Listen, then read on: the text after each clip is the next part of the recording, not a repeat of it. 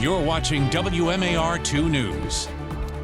I'm Randall Newsom here with your WMAR 2 News update, and we've got the results from just a few of the big primary races from yesterday. In the race for the Democratic nomination for Senate, Prince George's County Executive Angela Alsop-Brooks is the projected winner, beating her top competitor, Congressman David Trone. Former Governor Larry Hogan is the projected winner for the Republican race.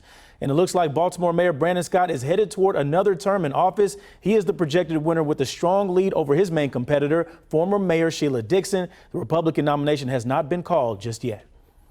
And to see more results, click on the primary election blog on the homepage of our website. We also have our complete coverage at WMAR2news.com/AmericaVotes.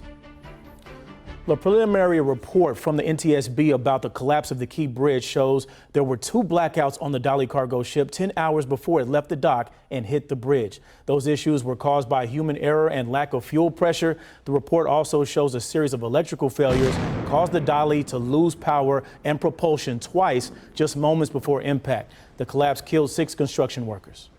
And meanwhile, the House Transportation and Infrastructure Committee is set to hold a hearing this morning on the Francis Scott Key Bridge collapse. The committee will focus on the federal response to this disaster. Officials from the U.S. Coast Guard, the Army Corps of Engineers, the Federal Highway Administration, and the National Transportation Safety Board are all set to testify. The Biden administration has already allocated more than $60 million to help with the cleanup efforts.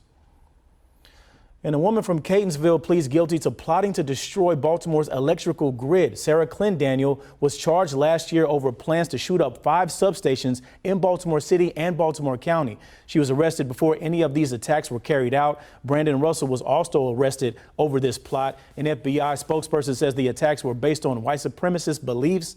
In exchange for a guilty plea, Clendaniel will have to testify against Russell. Prosecutors also recommended she serve no more than 18 years in prison when she's sentenced. All right, let's take a look at your forecast from meteorologist Cesar Cornejo.